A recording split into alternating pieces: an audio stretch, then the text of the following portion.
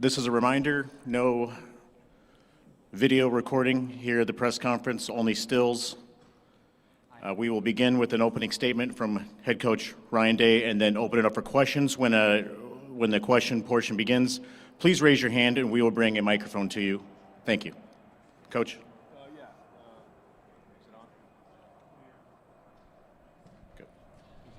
Is it on? Yep. Okay. There we go.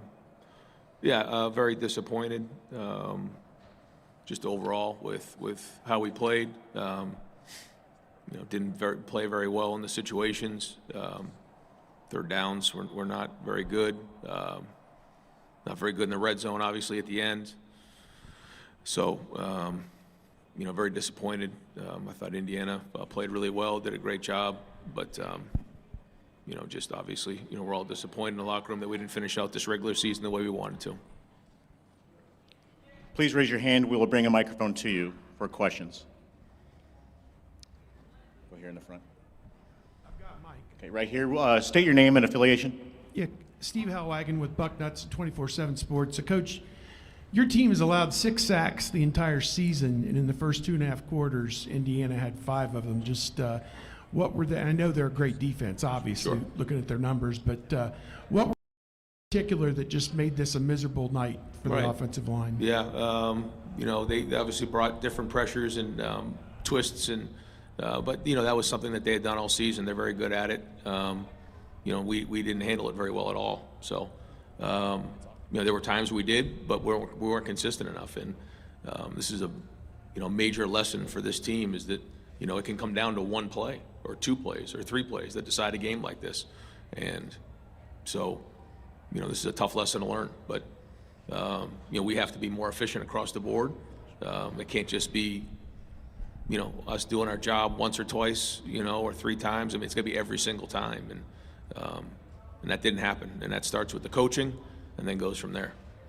Let's go here on the right. Name and affiliation. Yeah, Jake Trotter from ESPN. Ryan, could you go through the thinking, the decision making, and then the execution on the 2 red zones where you had 3rd and 1 and didn't come up with any points? Yeah, on the first one, we tried to sprint out to Jeremiah. It didn't work, and then we tried a sneak there that looked like we had. I guess they said that his knee was down and was short, so that was that one. And then on the next one, we tried to roll out on the 3rd and 1,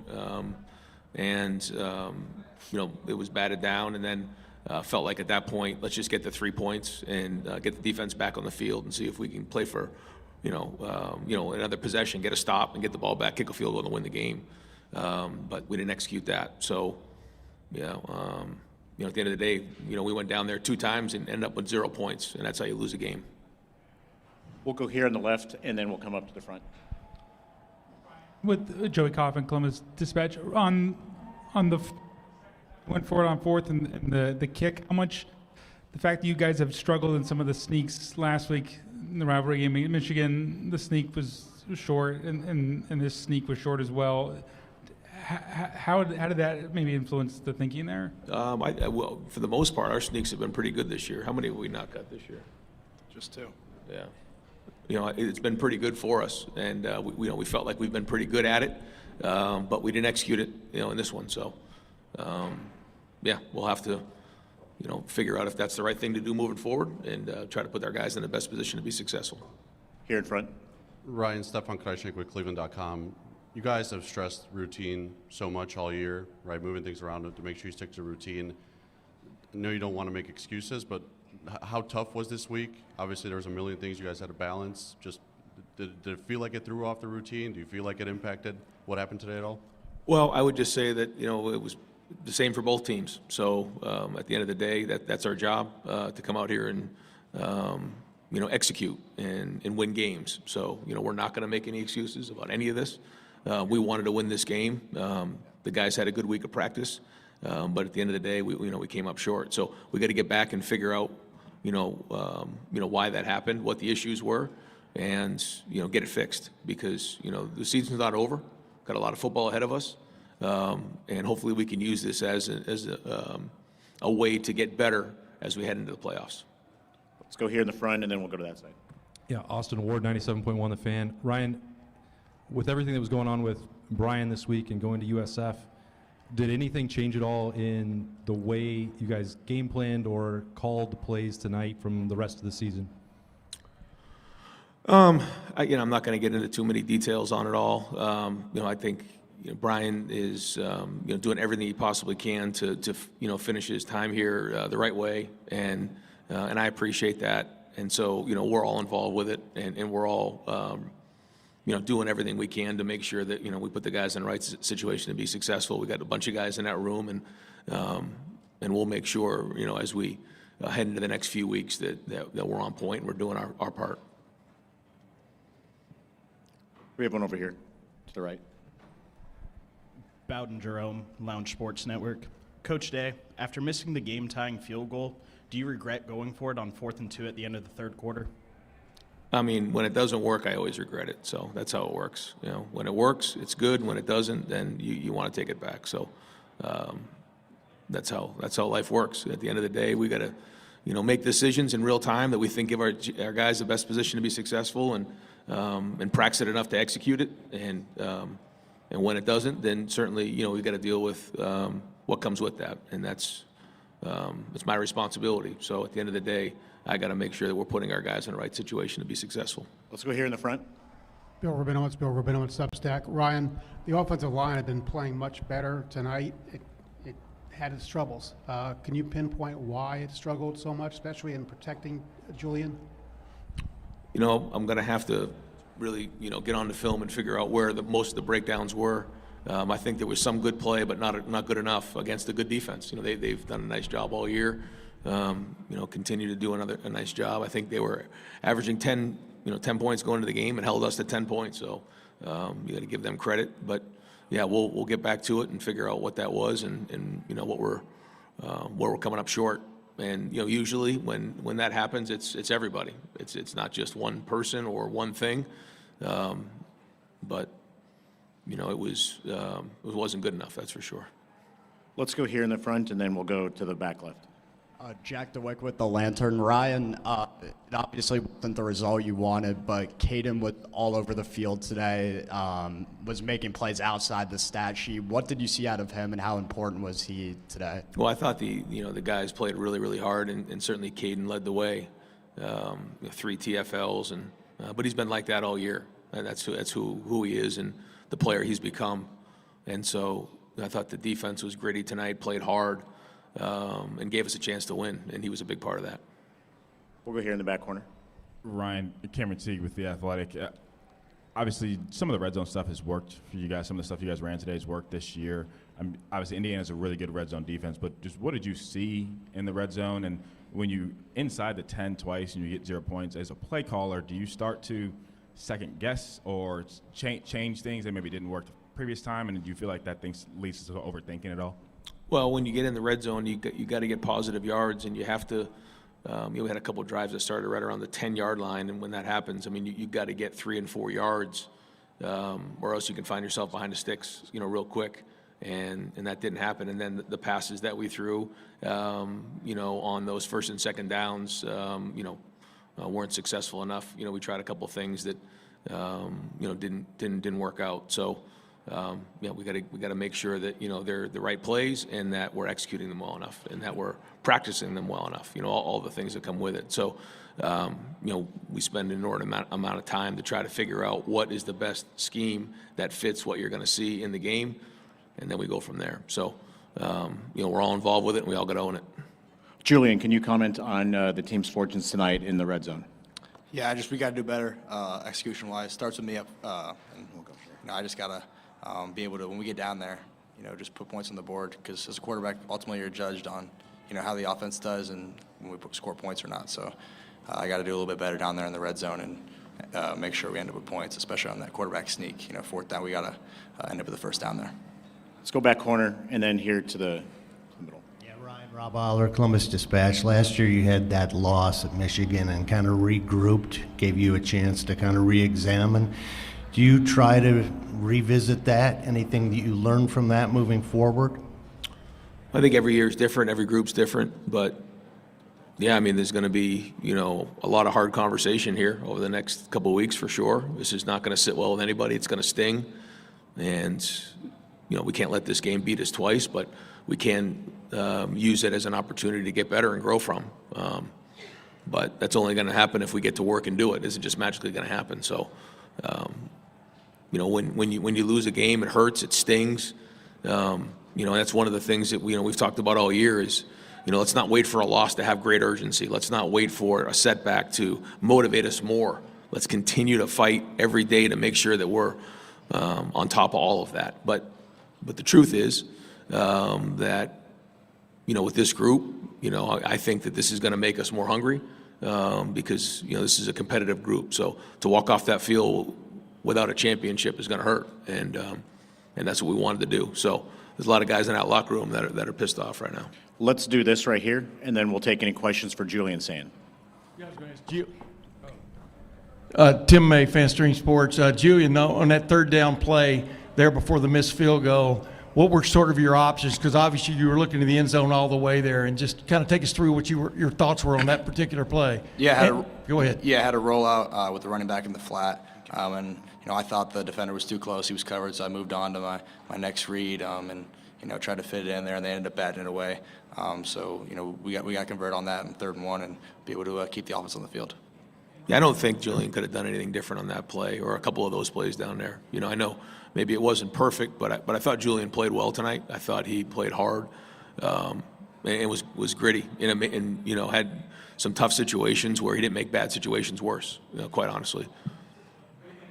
Ryan, for you, 3rd downs were huge tonight for them. Yeah. I mean, Mendoza hit a couple of huge passes there. Yeah.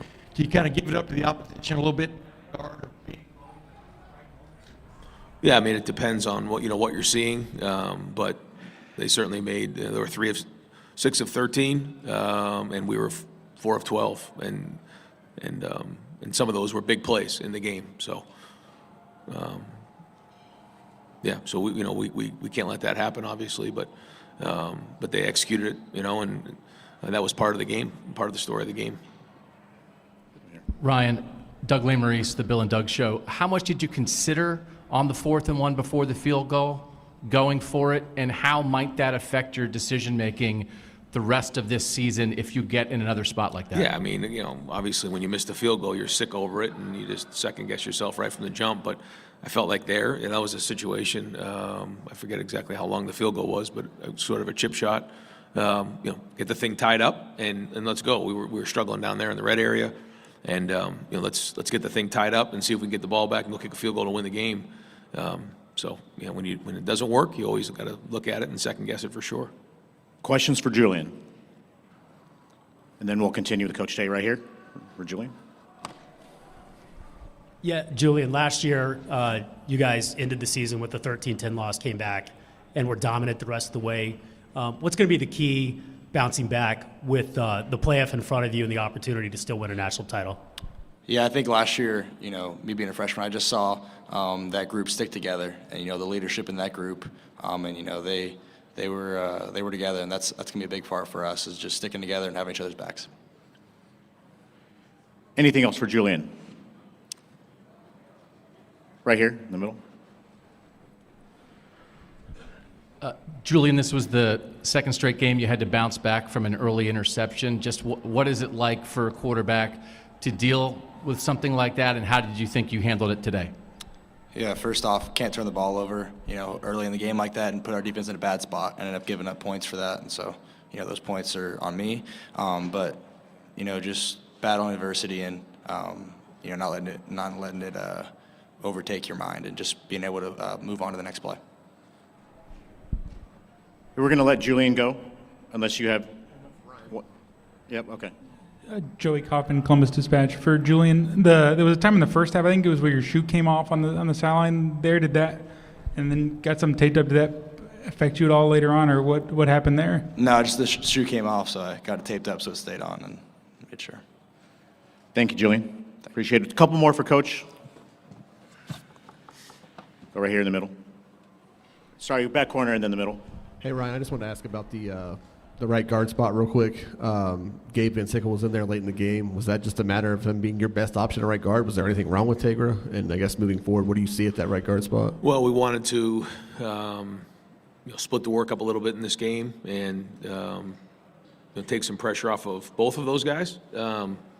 So we felt like that was the right thing to do in this game, and we'll decide if that's the right thing to do moving forward. Go right here. Tony Gerdeman, Buckeye Huddle. Ryan, I'm sure you thought that holding Indiana to 13 points would have been enough for your offense. I guess your thoughts on the offense overall, and I don't know, disappointment, frustration. Where are you right now? Well, just finishing off the drives obviously was huge, and really the story of the game.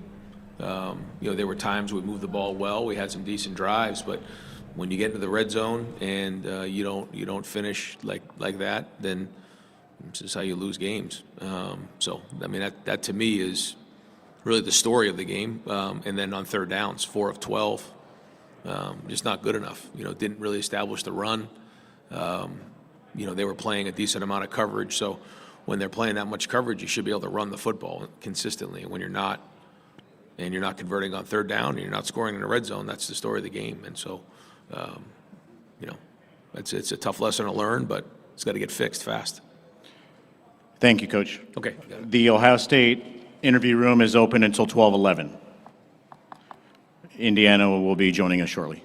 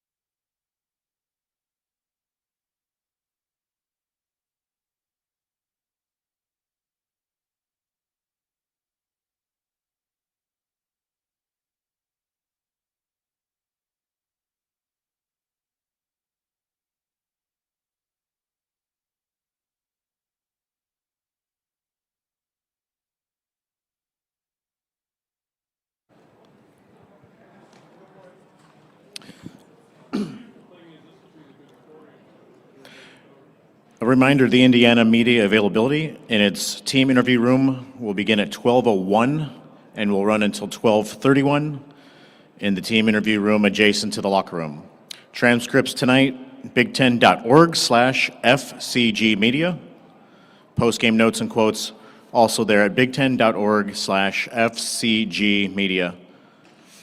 The media shuttle to and from the media hotel runs until 3 a.m. We will be joined by the Indiana Hoosiers shortly.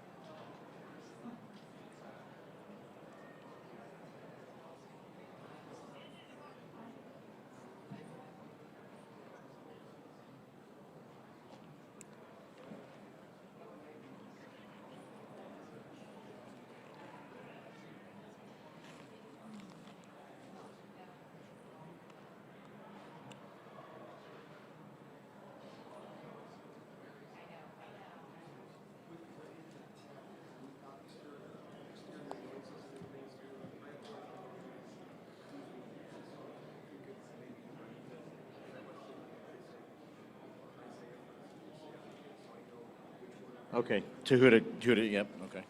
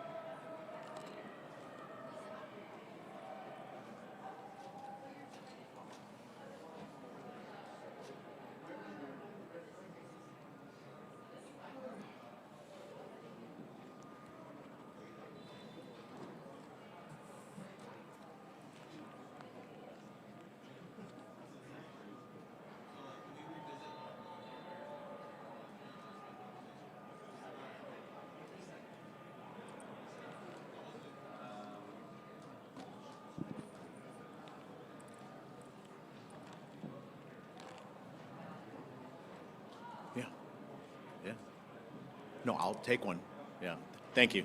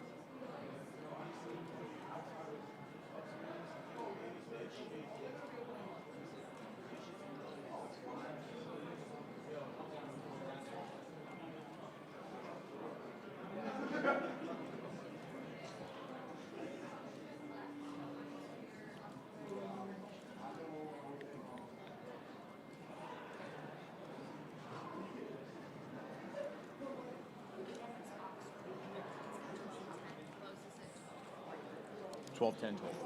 Okay.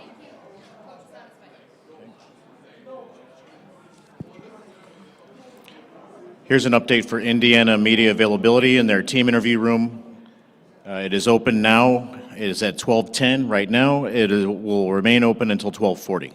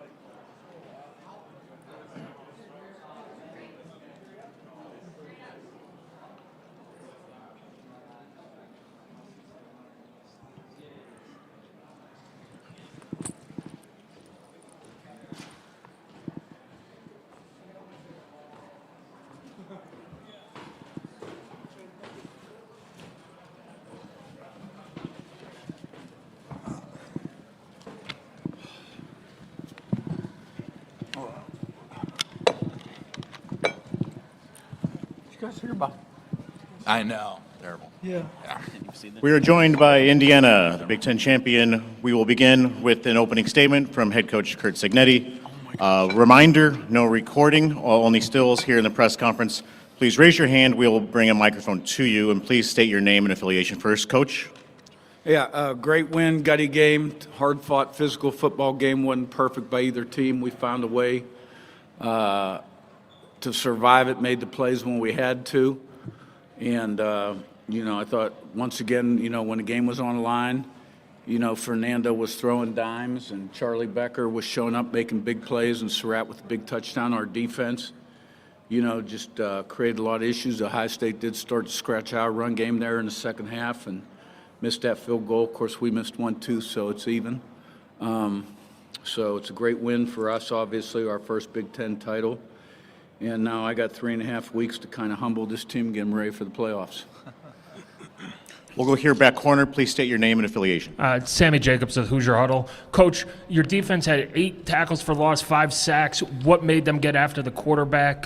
Stephen Daly had a big game, and Elijah Hardy had a big game as well, along with Aiden. But what made you guys so successful on defense? Well, I mean, that's been who we've been all year and really since 2019, I'm not going to lie to you.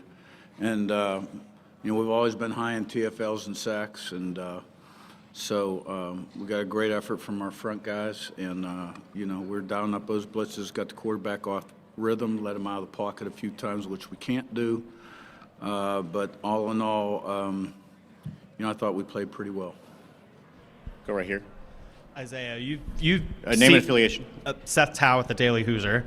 Isaiah, you were with this program for the previous regime. You've seen what this program was. You've seen what it's become. For somebody like you that's been along for that whole ride, what does this mean? Isaiah? Yeah, I mean, it means a lot. I know it means a lot to me. It means a lot to all the guys that maybe were holdovers. But it means a lot to the guys that came in, too. And, it's the coaches buying in. It's, they work all year long for us. And it's just the players buying into the strength staff, to the coaching scheme, and each other. We just want to play for each other and play our best. Go here in the back. Scott Docterman with The Athletic. This is for both Coach Signetti and for Fernando. You've been in some really tight situations in the fourth quarter, and you've come through at Oregon, at Iowa, at Penn State. How did that help you prepare mentally for this kind of challenge here, because you had to come up with some big plays throughout the second half? We'll go Coach first.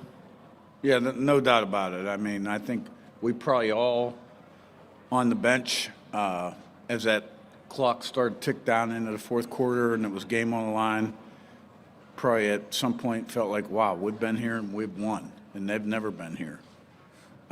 And so I think there's no question about it. When you've been through something one time, you're a lot better a second time. It gives you a lot of belief and confidence. Yeah, throughout spring ball and fall camp, we always practiced a lot of 2-minute drills, a lot of 1-minute drills, and especially against such a great defense, it primed us for the season. So whenever we got in high adversity situations, we're always able to go out there and efficiently execute. And also just the glue that we have with our brotherhood, how much we care about the man beside us, really makes us unshakable. So whenever we're in any adversity, we're always there to stick by each other, not finger pointing. I think that's what elevates us to our competition and exceeds expectations in those high adversity moments. Go here in the front. For Kurt and Isaiah, down here in the front here, you said earlier this week, Kurt, that you guys weren't at Ohio State's level in terms of recruiting yet, but you feel like you're closing that gap, and a win this weekend could go a long way toward closing that gap. What can the future be? What can a win like this do for the future of your program? Yeah, I didn't catch that whole question. I thought you were speaking to Isaiah. I said for you and Isaiah, but we'll start with you. You said this week that you guys aren't quite at Ohio State's level recruiting-wise yet, but you feel like you're closing that gap, and a win today could go a long way towards that. What can a win like this do for the future of your program, you think? Well, I don't know. Time will tell. I mean, it's hard to speculate. I think it gives us a lot more. It was another step we needed to take as a program. It's a great win, obviously, and we're going to go in the playoffs as number 1 seed. And a lot of people probably thought that wasn't possible. But when you get the right people and you have a plan and they love one another and play for one another and they commit, anything's possible. And I think that's what you saw happen here. Isaiah? Yeah, I mean, this win, kind of shows, like, everybody, why not? Why would you not want to come to Indiana? I mean, for any of the doubters out there, I think this kind of, was the final nail in the coffin. For any of the Indiana doubters, the Chris Ignetti doubters, the Hoosier doubters, I think, this was the last thing that needed to be proved, and I think we did it. We'll go right here in the middle. Lou Friedman from the Seymour Tribune. Elijah, what was your mood like when you had to sit out those couple of games? And as an aside, I see you got another restaurant you're endorsing with Mother Bears. You're going to upgrade now to fancier places? This is for Elijah. Yeah, being away from the game, I love the game. I've been playing it since I was 5, 6 years old. So just missing games, I hate it, of course. It sucks being out there and not being able to contribute with my guys. And Mother Bears, yeah, shout out Mother Bears. Best pizza in Bloomington. Y'all need to take a stop there. Get that sriracha special. Right here in front. Zach Osterman, Indianapolis Star. Fernando, you had, I think, something like 3 dozen family members out there, and including your mom and dad. Just what was it like to be able to share that with your family coming off the field? I think what makes this moment so special to not just myself and my family, but for everybody, is just the community of Bloomington and how long they've waited for this and how much it means to everybody. It means a ton to see all my family members travel out from Miami, not knowing what the outcome's going to be, especially in an adverse situation. And my mom, coming from Miami, making the tough trip over here to Indianapolis, always battling, struggling to go see my games, and my love for her is unconditional. And I think, and I know a lot of our teammates had a ton of family members show out, and just Hoosier Nation showed out in general. And I think that really helped us down the stretch. Whenever it was a third down, they got loud. Whenever it was a fourth down, they got loud. Or whenever we had a big play on offense, they really jolted that momentum forward. So seeing my family there means a ton to me, and it just shows the unconditional love that my mom and I have for each other. But also, it's just so great seeing Hoosier Nation, everybody else's family members out there supporting us. Go right here. Hi, I'm Cam this with iOS TV, and this is for Fernando and Aiden. As Coach Signetti emphasizes, everything is earned, not given. Nothing good in life comes easy. So with the record-breaking season leading up to this very moment and ultimately the win, how have you applied this message in your every practice, game, and play? Let's go Aiden first. For me personally, I've been with Coach Sig for a long time, and he's preached this for a long time. So for me, knowing how I could be the best version of myself as a player and a person, you have to apply that every day. You have to wake up with the mindset that you're going to give it your all in any aspect of your life to improve and make sure you're not staying complacent. And I think a lot of the guys and our teammates now have really bought into that, and that's why this team in adverse situations really rises to the occasion. We've put ourselves in very stressful situations and kind of the scenarios that have played out in these games, the final 2 minutes a lot of times in practice. So, Coach Say just does such a great job of bringing out the best of his players and obviously his coaches as well too. But, it's just, we were just talking about it. There's something about Coach Sig that it just makes you want to, play your heart out for him. And he does a great job getting the best out of everybody.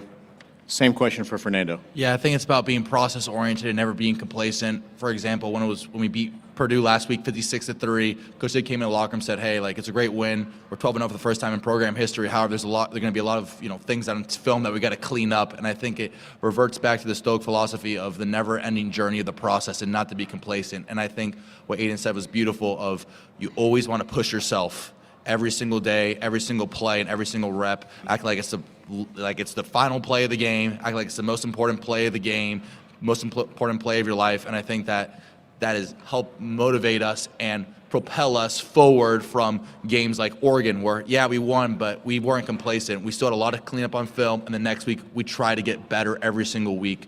And I think that our whole thing is not really competing against the opponent, which it is, but it's really competing against ourselves to be the best version of ourselves, and I think that's why we're so effective.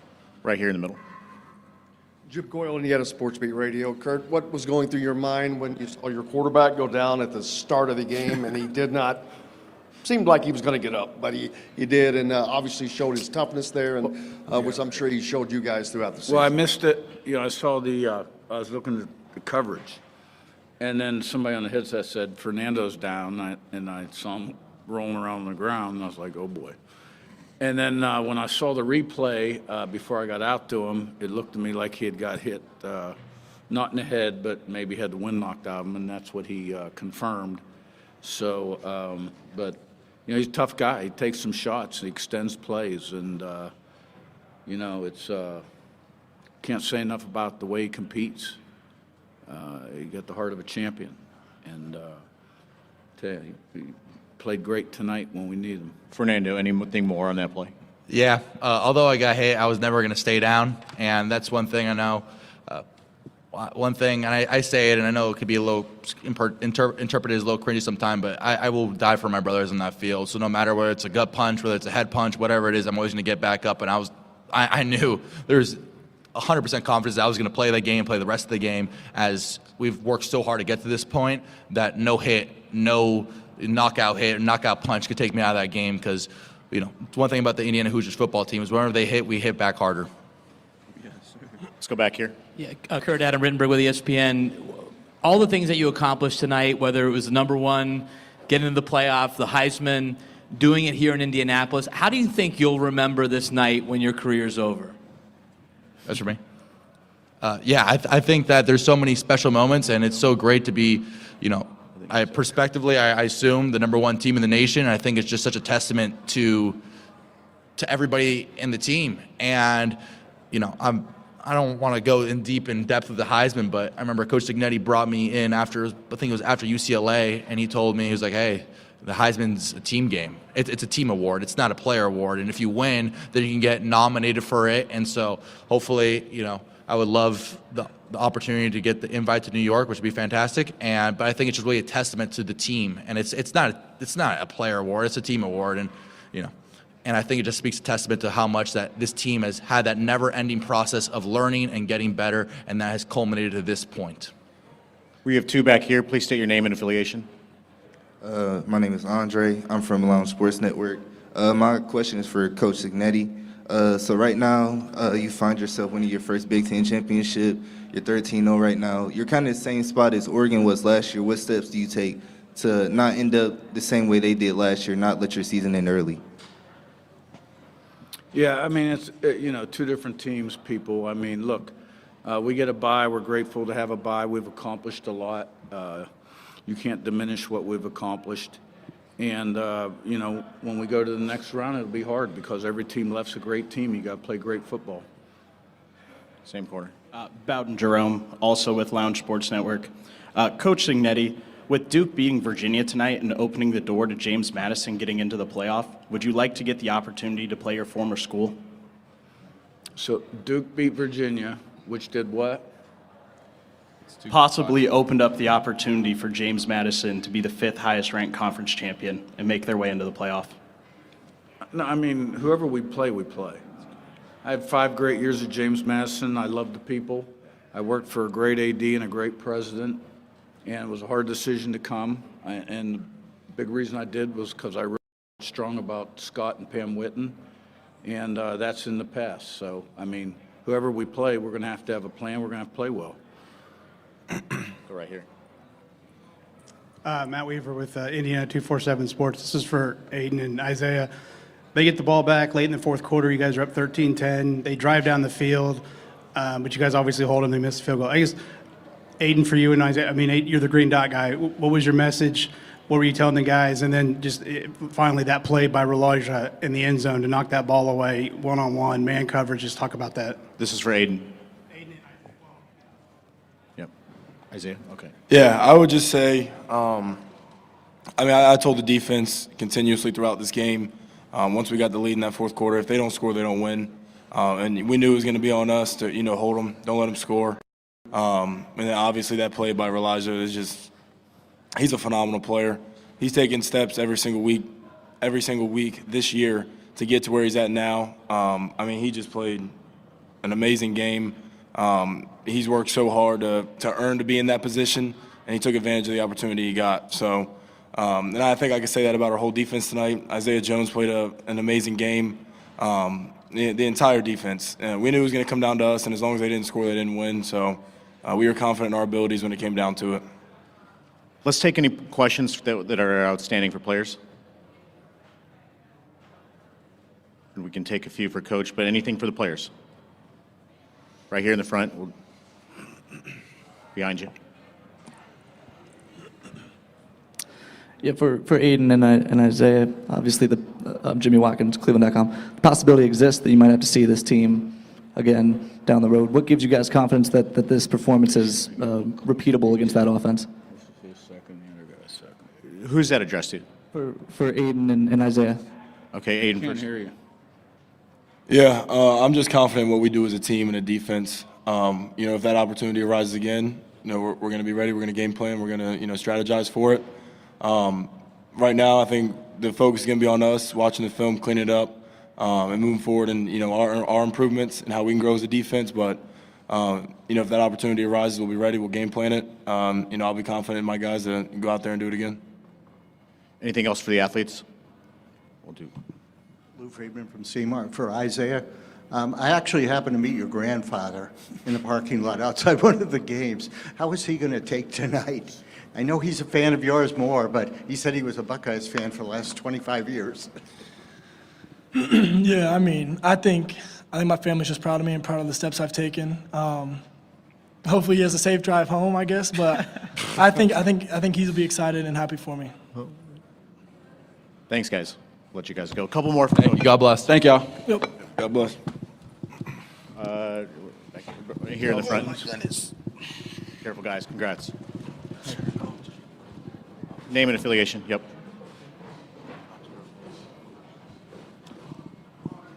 Hey, Coach. Zach Browning, thehoosier.com. It's 3rd and 6, 2 minutes and 41 seconds to go. You elect to throw the ball, and Fernando completes 33 yards down the field to Charlie Becker. What went into that decision to throw the ball there? I mean, they had, when we started the drive, they had time and timeouts. You know, they had enough time with their timeouts for about 16 plays at the start of our drive. And then they used their timeouts, and, you know, I wasn't going to play not to lose. We were playing to win. And the one thing, you know, we do spend a lot of time on the clock, how many plays are left in the game, things of that nature. We've kind of figured we had to get about 3 first downs. That's what I told the team. So you got to get a first down. I wasn't going to punt the ball back to them with 2 minutes to go and no timeouts. We had to give our guys an opportunity to make plays. We were getting on top of them at certain points in that game. And Fernando was throwing great deep balls, and it was a great play. We'll go here back corner. We'll take a couple more. Coach Sammy Jacobs, Hoosier Huddle again. The middle 8 where you stopped them, they got the ball back after the field goal with about 2 minutes to go in the first half, and their first drive of the second half. How big was that to build momentum to say, hey, the offense could go now, score, and take the lead? Yeah, we needed to stop them. I can't remember the exact sequence. They were moving the ball. We did stop them. I think the offense went down, put points. We've been really good at the end of the half, beginning of the third. That's also where the game turned last year in their favor when we dropped the punt, and then they had the punt return for a touchdown. So it was quite a reversal, but, you know, it was huge. Let's go back corner. A couple more. Yeah, hey, Kurt, Pete DePrimo, IU Athletics. Just the message you delivered at halftime. You know, you're in the game 10-6. You made some mistakes, but what was the general message that halftime? You know, I kind of gathered them up right at the beginning of the end of the half, which I usually don't do, and just very calmly said, look, this is what we talked about. This is the kind of game we expected. They're going to make plays. We're going to make plays. And then, you know, and then it was a longer halftime, 25 minutes, because of the championship. And so finally when I gathered the team 20 minutes later, before we went out, it was more like, okay, you know, do we have what it takes to win a gut check physical game like this? This is going to be a test of our, you know, our toughness and our persistence, and we proved that we did. We'll go here and here, 2 more. Kurt, Seth Towle, the Daily Hoosier. The game ends, the confetti's falling. You're able to watch your players celebrate this. Obviously, you have more football to play, but what goes through your mind watching your players celebrate this, and, you know, how special is it to see that for them? I mean, you know, you celebrate. I'm proud of them. I'm proud of them and the coaches. And, you know, I'm kind of a what's next kind of guy. That's the way I'm wired. So I'm thinking about where's Ryan Day? Okay, now where's Jeff Kaag? How many interviews do I got to do? And that kind of thing. You know, I liked our preparation coming in this game. I liked our mindset. And, you know, we had been here before. We hadn't been here before, but we'd been in a situation before against Oregon and prevailed. And, you know. Let's go Fort Wayne, Indy, and then we'll be good to go. Yeah, Dylan Sin from the Journal-Gazette in Fort Wayne. Yeah, Coach, just can you take us through the 88-yard touchdown drive in the third quarter, just everything that went into that and how you guys were able to move down the field and take the lead there? Okay, I'm going to have to when you get my age, your memory isn't quite as good. 88 yards, how many first down conversions? Is that the one right after them? Yeah, here we go. 7 plays, 88 yards. Okay.